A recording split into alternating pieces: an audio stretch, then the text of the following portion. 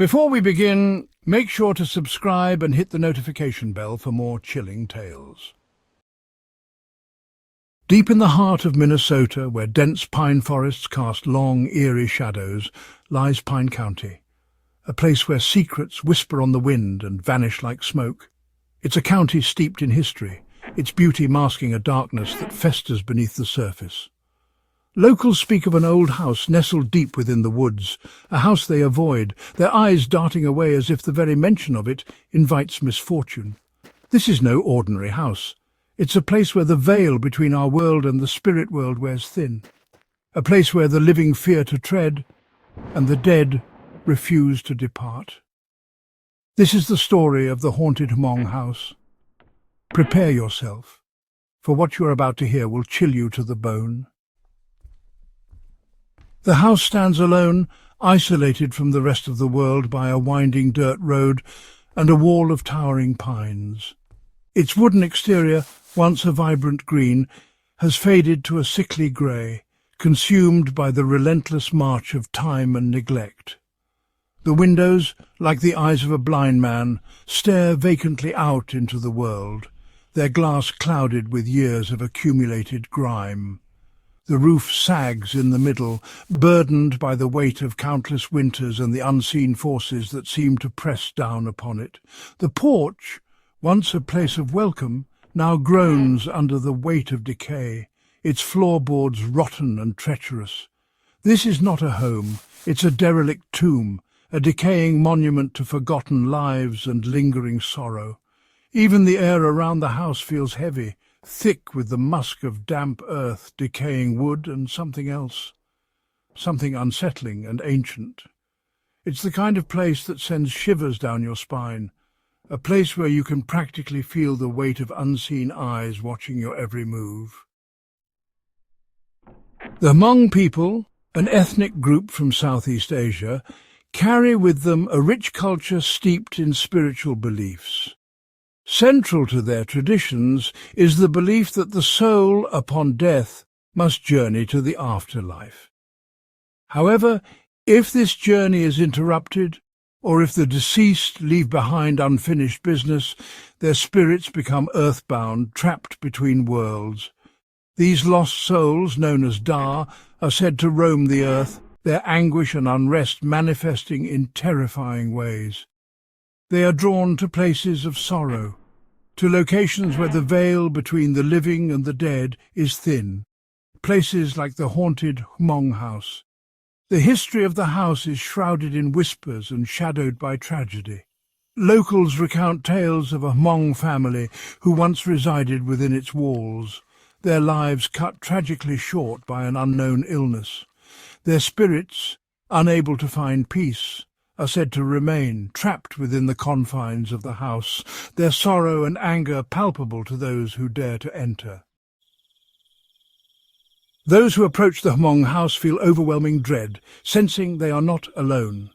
Cold spots where the air grows heavy and the temperature plummets. Shadowy figures flicker and vanish. Whispers echo in a language they don't understand. The scent of incense with no source hangs heavy.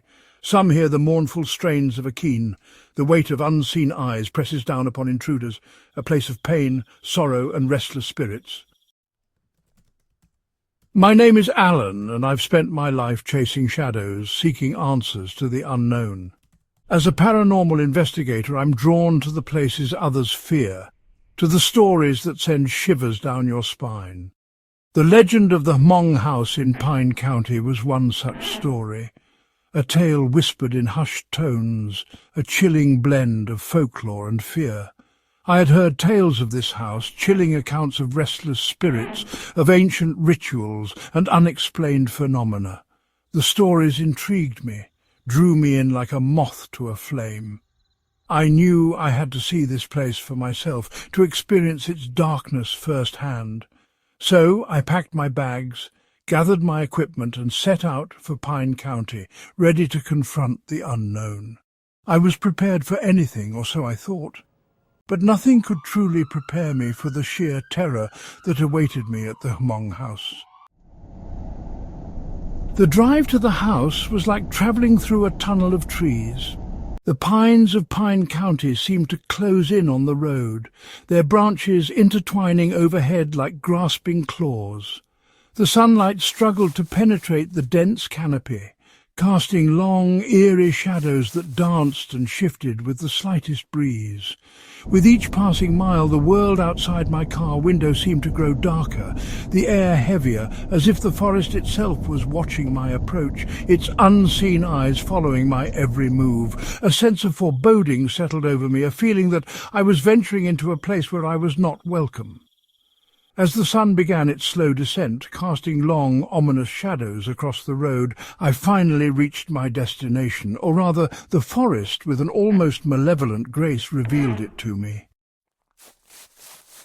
The house stood at the end of a long, winding driveway, barely visible through the tangle of overgrown bushes and trees. It was twilight, that magical hour when the world hovers between light and darkness, and in that ethereal half-light the house seemed to materialize out of the shadows, like a phantom taking form. The air was thick with the smell of damp earth and decaying leaves, a musty, almost sweet scent that spoke of things forgotten and left to rot. The silence was heavy, oppressive, broken only by the rustling of leaves and the distant caw of a crow, its cry echoing through the stillness like a mournful dirge. I stepped out of my car, my senses on high alert. The hair on the back of my neck prickled with a sudden chill, a primal instinct warning me of unseen dangers. As I approached the house, each step I took felt heavier than the last, as if I were wading through an invisible current of dread. The house loomed before me, its silhouette a jagged skeletal outline against the darkening sky. The windows, dark and empty like the eyes of a skull, seemed to watch my every move, their glassy gaze unwavering and cold. The front porch sagged precariously, its wooden floorboards rotten and spongy beneath my feet. As I climbed the creaking steps, I noticed the way the house seemed to sigh and groan around me, its timbers settling with a low, mournful creak. It was as if the structure itself were alive, a living, breathing entity, aware of my presence and none too pleased by my arrival. Reaching the front door, I hesitated, my hand hovering over the tarnished brass knocker. A wave of dizziness washed over me, and for a moment I thought I heard voices, faint whispers carried on the wind. I shook it off, attributing it to the long drive and the growing darkness. But deep down, a primal fear began to stir within me, a growing certainty that I had stumbled upon something ancient and evil. Taking a deep breath, I rapped my knuckles against the wood, the sound sharp and startling in the stillness. The sound seemed to hang in the air, amplified by the silence that followed. I waited, my heart pounding in my chest, but there was no answer. The house held its breath, its silence more unnerving than any scream. As I lowered my hand, I thought I heard it again, a faint whisper, barely audible above the rustling of the leaves. It seemed to come from within the house, a low, guttural sound, like someone or something struggling to speak. And then slowly, almost imperceptibly at first, the doorknob began to turn. The doorknob, cold and slick in my grasp, seemed to turn of its own accord. My heart pounded in my ears as the heavy door creaked open, revealing a darkness so profound it seemed to have a physical presence. It was as if the house itself were inhaling me, drawing me into its shadowy embrace. The air inside was stale and heavy, thick with the scent of dust, decay, and something faintly sweet and cloying that sent a shiver down my spine. It was the scent of incense, but not the kind used in churches or temples. This was something older, more primal, something that spoke of ancient rituals and forgotten gods. Stepping across the threshold, I felt a cold, invisible hand brush against my cheek, sending a wave of gooseflesh rippling down my arms. The hairs on the back of my neck stood on end, and I couldn't shake the feeling that I was being watched, scrutinized by unseen eyes. My flashlight beam cut through the darkness, illuminating a scene frozen in time. The house was sparsely furnished, its few remaining pieces draped in dusty white sheets that resembled ghostly shrouds. Cobwebs hung from every corner, and the air was thick with the silence of decades. As I ventured deeper into the house, my footsteps echoing on the hardwood floors, I began to notice signs of the family who had once called this place home. A child's faded drawing, depicting stick figures and a smiling sun, was pinned to a wall, its colours bleached pale by time. A worn leather shoe lay forgotten in a corner, its tiny size a poignant reminder of the life lived and lost within these walls. In the kitchen, I found a chipped porcelain teacup, decorated with delicate floral patterns, resting on a dusty countertop. Beside it lay a scattering of small, intricately woven pouches, their once vibrant colours faded to muted pastels. They were filled with dried herbs and spices, their pungent aroma filling the air with a strange mixture of comfort and unease. Later that night, as I slept on an old bed next to the living room, listening to the wind moan through the trees outside, I reviewed the research I had gathered on the history of the house and the Hmong family who had lived and died within its walls. The family, I learned, had emigrated from Laos in the 1970s, seeking refuge from the war that had ravaged their homeland. They had purchased the secluded house in Pine County, hoping to start a new life far from the horrors they had left behind. But their peace was short-lived. According to local legend, the family had been visited by a Hmong shaman shortly after moving into the house. The shaman, sensing a malevolent presence, had warned the family that the house was haunted by restless spirits, angry at being disturbed. He had urged them to leave, to find a new home, but the family, desperate for a place to call their own, had ignored his warnings. According to the shaman's pronouncements, the spirits haunting the house were not content to simply reside there. They sought to torment, to frighten, to drive out any living soul who dared to intrude upon their domain. The family, trapped in a nightmare of their own, found themselves at the mercy of these vengeful entities. They reported objects moving on their own, doors slamming shut for no reason, and disembodied whispers echoing through the empty rooms. The children claimed to have seen shadowy figures lurking in the corners of their eyes, their laughter turning to terrified screams as the darkness seemed to come alive around them. The family's pleas for help went unanswered. Their neighbours, bound by superstition and fear, refused to believe their stories, dismissing them as the ramblings of a troubled family still haunted by the horrors of war. Isolated and terrified, the family found themselves trapped in a living nightmare. The family will prepare offerings when they leave and come back to the house, giving the Da whatever he wants so the family can live undisturbed. As I delved deeper into the family's story, I came across a particularly chilling detail. According to a local historian, the family, desperate to appease the spirits, had performed a series of ancient Hmong rituals inside the house. These rituals, intended to placate the dead and ensure their safe passage to the afterlife, involved offerings of food, incense and personal belongings. One particular ritual, known as the Hu Pli, involved the sacrifice of a pig or chicken and burning of joss incense papers. Its blood sprinkled around the house to appease the spirits and ward off evil. The ritual was said to be incredibly powerful, capable of either appeasing the spirits or angering them further, depending on the sincerity of the offering and the skill of the practitioner. It seemed the family, in their desperation, had stumbled upon a dangerous game, one with potentially deadly consequences. The Da in this house is way too powerful. I can feel his presence through these flimsy walls. A sudden noise from upstairs shattered the silence, jolting me back to the present. My heart pounded in my chest as I slowly rose to my feet, every nerve ending on high alert. The noise, a soft thud followed by a scraping sound, seemed to come from the far end of the hallway, just beyond the reach of my flashlight beam. Gripping my flashlight tightly, I cautiously made my way down the hallway, each step echoing ominously in the stillness. The air grew colder as I approached the source of the noise, and I could have sworn I felt a faint breeze against my skin, as if something unseen had just brushed past me.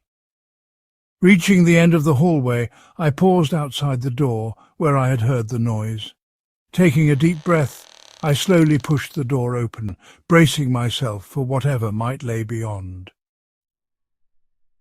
As the door slowly cracked open, I felt a burst of cold air blown at my face, blowing cobwebs in my hair and dust in my eyes. The door creaked open, revealing a small, dusty room, bathed in the pale moonlight filtering through a grimy window. It was a child's nursery, its walls adorned with faded animal murals and the remnants of glow-in-the-dark stars clinging precariously to the peeling wallpaper. A crib with chipped paint stood against one wall, its tiny mattress stripped bare, a lone, threadbare stuffed animal lying discarded within. The air in the room was heavy, thick with the weight of sorrow and the lingering scent of baby powder and something else, something metallic and cloying that made my stomach churn. As I stepped inside, the floorboards groaned beneath my weight, the sound amplified in the stillness of the house. I ran my hand along the edge of the crib, its paint rough beneath my fingertips. The wood was ice-cold, despite the stifling heat that hung in the air. It was as if the room itself was a refrigerator, its coldness seeping into my bones, chilling me to the core. A sudden noise, soft as a breath, drew my attention to the far corner of the room. It was a rocking chair, its wooden arms worn smooth by countless hours of use. It swayed gently back and forth as if propelled by an invisible hand. The rhythmic creaking of the wood filled the silence, a lullaby sung by a ghost. I shivered, despite the oppressive heat. There was something deeply unsettling about that rocking chair, a sense of unseen grief clinging to it like cobwebs. It was as if the sorrow of the family who'd once lived here, the anguish of their lost dreams, had seeped into the very walls of this room, staining it with their despair. As I watched the chair rock, mesmerized by its hypnotic motion, I thought I heard a voice, faint and high-pitched like the cry of a newborn child. It was a sound that sent chills down my spine, a sound that spoke of both innocence and unimaginable suffering. I cautiously approached the rocking chair, my hand hovering over the worn armrest. As I drew closer, I noticed something I hadn't seen before. Carved into the wood, almost invisible beneath a layer of grime and time, was a series of strange symbols. They were crudely etched, as if carved in haste with a sharp instrument, but their meaning was unmistakable. They were protective sigils, wards against evil spirits, the kind a Hmong shaman might use to protect a home or a family from malevolent forces. I recognized them from my research, from the notes I had taken on Hmong spiritual beliefs. But these markings were different. They were darker, more frantic, as if carved in a moment of desperation, a last-ditch effort to hold back something truly terrifying. The presence of these protective markings, coupled with the overwhelming sense of sorrow that permeated the room, painted a grim picture in my mind. The family who had lived here had been terrified, desperate to protect themselves and their children from something evil that haunted this house. The temperature in the room plummeted, the air growing thick and oppressive, as if an unseen weight had settled upon my chest, making it difficult to breathe. I felt a prickling sensation on the back of my neck, the unmistakable feeling of being watched, scrutinized by something I couldn't see. My flashlight, as if sensing the presence of something unnatural, flickered and died, plunging the room into absolute darkness. A wave of dizziness washed over me, and for a moment I felt a strange sense of disorientation, as if the room itself was shifting around me, the walls closing in. Then from the depths of the darkness I heard it again, the soft, high-pitched cry of a child, closer now, filled with a mixture of fear and unimaginable sadness. It was a sound that seemed to claw its way into my soul, a sound that spoke of a pain so profound it transcended the boundaries of life and death. The hair on the back of my neck stood on end as a cold, invisible hand brushed against my cheek. I stumbled backward, my hand grasping for the wall to steady myself. The stench of decay filled my nostrils, bringing a wave of primal fear. 2 points of light, like malevolent fireflies, materialized in the darkness. They hovered at the foot of the crib, their light an unnatural sickly yellow. The points of light began to move, taking on a vaguely humanoid form. It was neither male nor female, human nor animal, but something ancient and monstrous. Its limbs were long and spindly, its fingers tipped with claws. Its head was a swirling mass of shadows, with 2 glowing eyes that bored into mine. A low, guttural growl emanated from the creature, vibrating through the very foundation of the house. It was a sound that seemed to bypass my ears and burrow directly into my skull, a primal language that spoke of hunger, rage, and an ancient, unyielding sorrow. I stumbled back, my hand instinctively reaching for the crucifix I wore beneath my shirt. My fingers closed around the cool metal, and for a moment I felt a flicker of hope, a surge of faith that this symbol of my beliefs might offer some protection against the nightmare unfolding before me. But as the creature let out another ear-splitting shriek, its form contorting in apparent agony as if burned by the touch of something holy, I realized the horrifying truth. This was not a demon, not in the traditional sense. This was something far older, far more deeply rooted in the fabric of this world.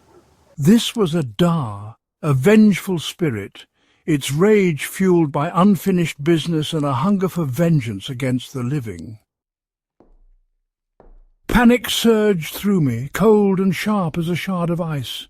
I was trapped, alone in the darkness with a creature born of nightmares, its power amplified by the sorrow and despair that permeated this house. The air grew thick and heavy, making it difficult to breathe. The scent of decay intensified, filling my lungs, choking me with the stench of death and rot. The creature lunges, its claws slashing through the air where I stood moments before. I throw myself to the side, narrowly avoiding its attack. I scramble to my feet, my heart pounding against my ribs like a drum. I have to get out of here. I have to escape this nightmare. But the creature is faster. It darts between me and the door, its form flickering and shifting, making it impossible to get a clear shot. It's toying with me, herding me further into the room, away from any possible escape. I stumbled backward, my hand closing around a heavy wooden toy soldier that lay discarded on the floor. I raise it defensively, my heart pounding in my chest. I know it's futile, but I have to do something, anything to defend myself. "Leave me alone!" I shout, my voice cracking with terror. "I mean you no harm!" But my words are swallowed by the darkness, lost in the suffocating silence that has descended upon the room. The creature pauses, its head cocked to one side as if considering my words. But the malice in its glowing eyes remains undimmed, its hatred a tangible presence in the air. The creature lets out a deafening shriek, a sound that seems to split the night. The windows rattle in their frames, and I feel the floor vibrate beneath my feet. The entity lunges again, its claws extended, its glowing eyes burning with a hatred that chills me to the bone. I close my eyes, bracing myself for the inevitable. This is it. This is how it ends. Alone in the darkness, consumed by a nightmare I can't escape. The creature's claws, sharp as shards of glass, raked across my arm, tearing through my jacket and shirt as if they were made of paper. I cried out in pain, the sound swallowed by the oppressive silence of the house.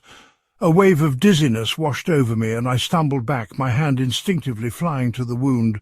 But as quickly as it had attacked, the creature retreated. It hovered at the edge of my vision, its form flickering and swirling, its glowing eyes never leaving mine. A low growl rumbled in its chest, a sound that seemed to vibrate through the very foundations of the house. I didn't understand. Why hadn't it finished me off? Was it toying with me, savouring my terror, or was there something else, some other motive at play? As I stood there, my heart pounding in my chest, my mind raced, trying to make sense of the situation. The creature, bathed in an eerie, otherworldly light, seemed to pulsate with a power that was both terrifying and strangely alluring. It was then that I realized the truth. This was not just a random attack, this was a test. The creature, this Da, this vengeful spirit, wasn't just driven by rage and sorrow, it was driven by a need to communicate, to share its story, to warn others of the darkness that lay hidden beneath the surface of this world. It had chosen me, for whatever reason, to be its messenger. And the price of my knowledge of my survival would be to face my fears, to confront the darkness head-on, and to tell the world what I had seen. I tried leaving the Hmong house, but I couldn't. The Da called me back, holding on to me, not allowing me to leave. I soon realized the Hmong house is now my home.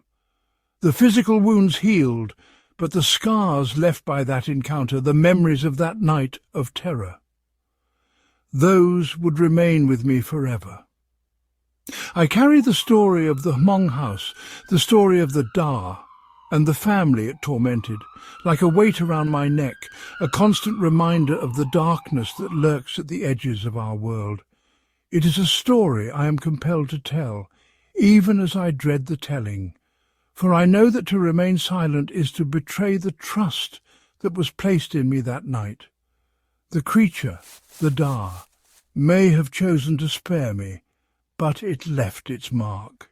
It showed me the true face of fear, the raw primal power of belief, and the thin veil that separates our world from the realm of the spirits.